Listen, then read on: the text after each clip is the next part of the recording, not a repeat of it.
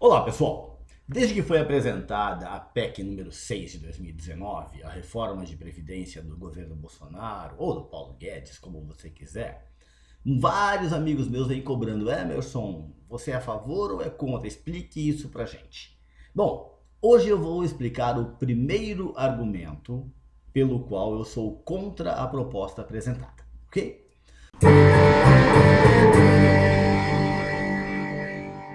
A Constituição, lá no artigo 40 e no artigo 201, diz que a Previdência tem que preservar ou manter o equilíbrio financeiro e atuarial. Que raio de equilíbrio atuarial é esse? Tem uma ciência chamada ciência atuarial. Meu sonho é fazer uma graduação em ciências atuariais. Quem sabe um dia eu consiga. Tem algumas faculdades no Brasil. Atuário é um camarada que estuda tudo o que envolve um plano de saúde, um seguro, de qualquer tipo de seguro, um plano de previdência, enfim. Ele estuda todas as condições que envolvem aquele seguro para dizer como deve ser cobrado, quais serviços devem ser prestados para manter o equilíbrio do negócio, para o seguro não quebrar, para a seguradora não quebrar. E para que as pessoas também não fiquem desamparadas, evidentemente. O seguro social, previdência social é um seguro social, não é diferente disso. O seguro social também precisa da ciência atuarial para dizer se ele é ou não viável.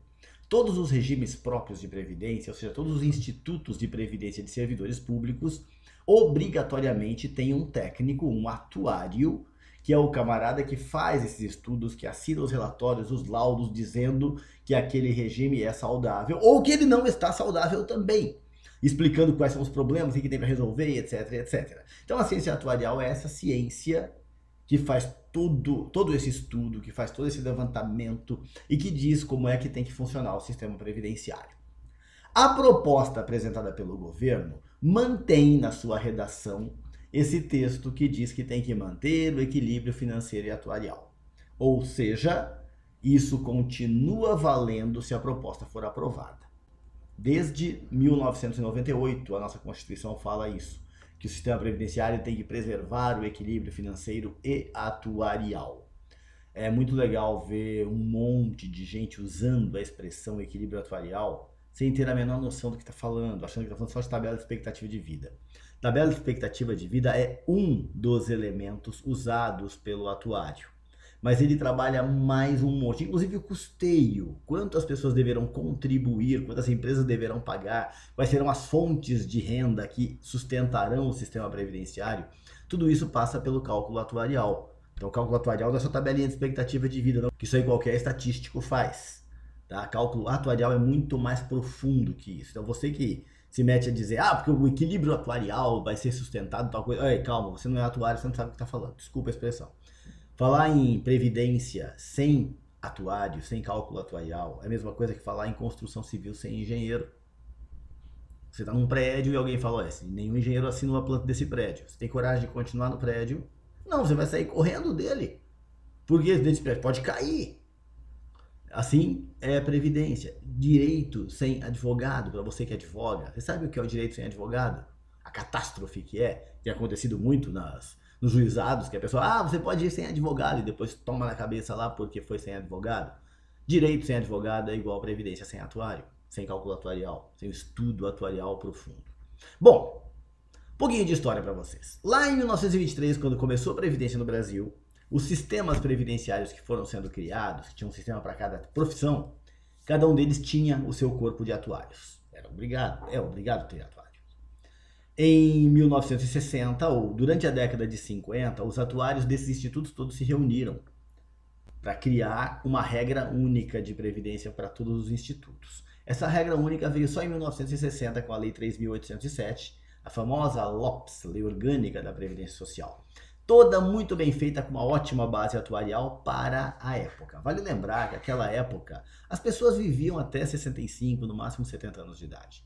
Hoje as pessoas já vivem mais de 80, então há uma diferença entre o que aconteceu na década de 60 e o que acontece hoje. Em 88 vem a nova Constituição e diz que até 1991 nós teríamos uma nova legislação previdenciária para atualizar toda essa confusão. O problema é que em 1990 assume a presidência da República o Fernando Collor de Mello. O Collor, quando se candidatou, disse que ia acabar com os marajás, ia caçar os marajás. E o caçador de marajás eliminou todo o departamento atuarial da Previdência, porque para ele era um bando de marajá que ganhava muito e não fazia nada. Nós perdemos o nosso corpo de atuários. E desde então, todas as mudanças feitas na Previdência Social foram com a técnica do futebol, na base do chute. Atuário que é bom, nada. Técnica que é bom, nada. Em 98 teve a emenda constitucional número 20, que veio da PEC 33, que era de 95, ficaram 3 anos discutindo reforma da Previdência, tinha que colocar uma idade mínima, senão a Previdência ia explodir. Quem foi o atuário que falou isso? Ninguém, não teve cálculo atuarial para dizer isso. Então disseram no chute, vai ter, tem que ter, e prova disso, nada. Aí em 99 cria-se o fator previdenciário para calcular as aposentadorias, mudaram a regra de cálculo da média, vamos usar todo o período contributivo, os 80% maiores salários. Qual a base atuarial para isso? Nenhuma. Mas o fator previdenciário é uma fórmula atuarial. Não é. O fator previdenciário foi feito por uma economista, ótima economista, mas ela não é atuária, é economista. Logo, é uma fórmula econômica. Okay? É muito diferente, é igual um farmacêutico prescrever uma receita e você dizer que aquilo é uma receita de bolo. Não é, é receita de remédio feito por um farmacêutico, tá bom? Receita de bolo é feito por padeiro, por confeiteiro, por cozinheiro, por boleiro, não por farmacêutico. Se ele cria um remédio, ele não cria um bolo. Pode até fazer bolo, é óbvio, né? Mas não é da função dele, que eu tô querendo dizer. Então, a fórmula não é atuarial. No final da década passada, começou a se discutir o fim do fator previdenciário, tem que acabar. Aí em 2015 veio a regra 90-100. 85-95, aumentando 86-96, do que para eliminar o fator previdenciário, ou para pelo menos permitir que as pessoas se aposentem sem o fator. Qual é o estudo atuarial disso? Nenhum. Novamente sem atuário, sem técnica atuarial nenhuma. 2016... governo Temer apresenta a PEC 287, que havia sido preparada antes. O texto era todo do governo do PT, só foi publicada pelo Temer. Qual é o estudo atuarial? Bom, quando a PEC é publicada, os institutos, diversos institutos, inclusive o IBDP, do qual eu participo, criaram um movimento chamado Pela Verdade na Previdência. E o movimento Pela Verdade na Previdência pede ao governo que apresente o estudo atuarial que deu base para as regras previstas na PEC 287. Demorou 4 meses, apresentaram um monte de planilhas em Excel, um acumulado de planilhas, muito mal feitas por sinal, e essas planilhas foram analisadas por um grupo de professores de estatística, de matemática e de economia da Federal do Rio de Janeiro, liderados pela professora Denise Gentil, e acharam os furos mais absurdos, as fraudes mais absurdas que você puder imaginar, do tipo colocar zero no meio de uma fórmula para alterar todo o resultado dela. E isso tudo foi publicado em um estudo que fica disponível no site da Anfip. Você pode entrar lá, as informações estão aí na tela, baixar esse estudo, ler tudo isso, para ver o quanto o governo tentou enganar dizendo que havia técnica atuarial na PEC 287. Bom, tramitou, ficou parada, elegemos um novo presidente da República, que reuniu um grupo ao final do ano, junto com a sua equipe de transição, para discutir Previdência. E desse grupo surgem algumas propostas, algumas do grupo, algumas de fora. Juntaram aquela confusão toda e prepararam a PEC número 6. Que lindo, temos uma proposta de reforma da Previdência. Qual é o estudo atuarial? Nenhum, de novo. Quando nós teremos uma proposta viável de reforma de Previdência? Quando houver um grupo de atuários estudando toda a realidade nacional. Sabe-se que tem municípios no Brasil que a expectativa de vida não chega aos 60 anos. Como é que eu vou colocar uma idade mínima de 62, de 65, se não tem, se as pessoas não chegam a 60 anos em alguns lugares? Há que se estudar cada realidade, cada particularidade, e isso é trabalho do atuário. Conhecer cada situação de cada rincão deste país, não fazer um estudo só em capitais, como o governo vem fazendo com a PNAD, mas avaliar profundamente a história e as necessidades desse país para então se fazer uma proposta de previdência justa. Aí sim nós teremos uma proposta técnica, bem embasada, e vai ser muito mais difícil dizer qualquer coisa contra a proposta.